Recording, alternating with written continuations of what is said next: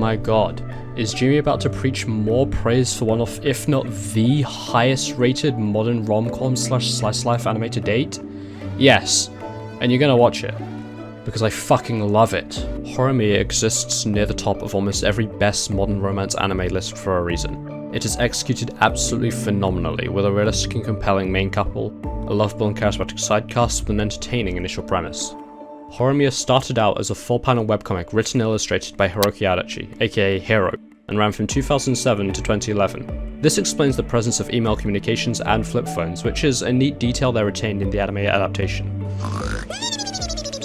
Eventually, the webcomic was picked up by Square Enix, yes, the game company, and adapted into a full manga series with absolutely stunning illustrations by Daisuke Hagawara. This is what led to the series picking up attention and steam, enough for it to continue for a whopping 10 years, from 2011 to 2021.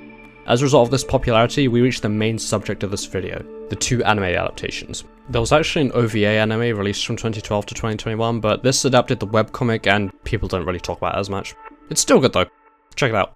The anime was first aired in 2021 and was produced by Cloverworks, an absolutely legendary studio who are famous for their other series such as My Dress-Up Darling, Spy Family, and Bocchi the Rock. As always, they delivered with exceptional quality, with great animation and artwork. This adaptation was critically lauded and won 2 unique categories at the 6th Crunchyroll Awards, with the awards being Best Romance and Best Boy respectively.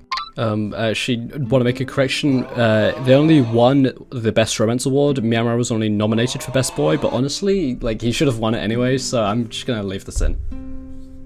The second adaptation, Horimiya the Missing Pieces, was released in 2023, and aimed to cover more of the cut manga content from the first season.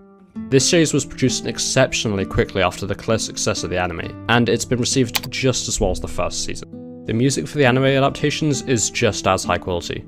The highlights of the series' OST has to be each of the openings, as they span multiple genres and have a lovely, catchy sense of melody. I genuinely can't pick a favourite between the two,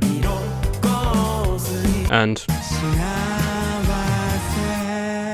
Okay, now we're entering spoiler territory. I'm going to be explaining some of the plot of the anime, so if you haven't seen it for some reason, because it's fucking amazing, skip ahead, I'll put a timestamp on the screen, I guess. Hori is an attractive, popular, and outgoing girl who exists in a seemingly completely different world to the gloomy, plain, and introverted Miyamura.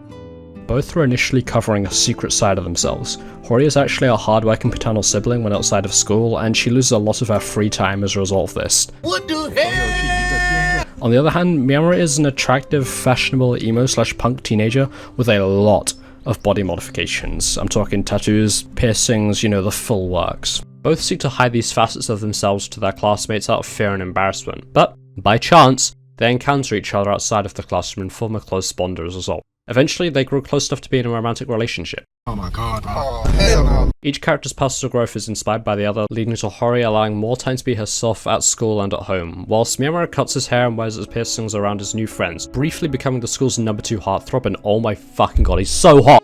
Honestly, I would consider Horimiya to be one of the most influential series in terms of portraying socialization and people. I relate to the character Ira because just like him, I'm loud as fuck! One of the reasons the series is so successful is because each viewer can see a part of themselves in the characters, and this is due to how realistic they're written and how well they're played. I also think it was a really creative and clever choice to give each character a distinctive hair colour to differentiate between them.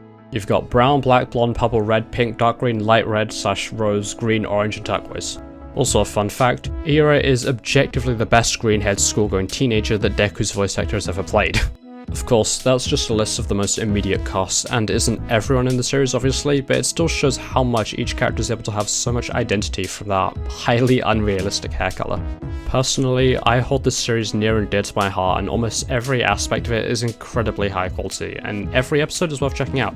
Read the manga, listen to the soundtrack, watch the anime, and just take in how realistic, grounded, yet entertaining and surprisingly funny it is.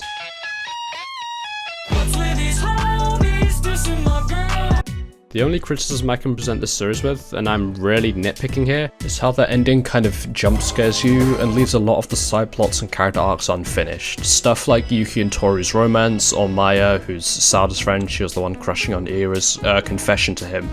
But the webcomic's still ongoing and continues to add more to the canons, so we may yet see these threads get resolved.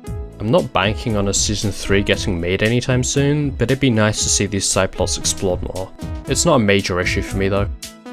Honestly, I'm tempted to give this series an 11 out of 10. It's just that fucking amazing.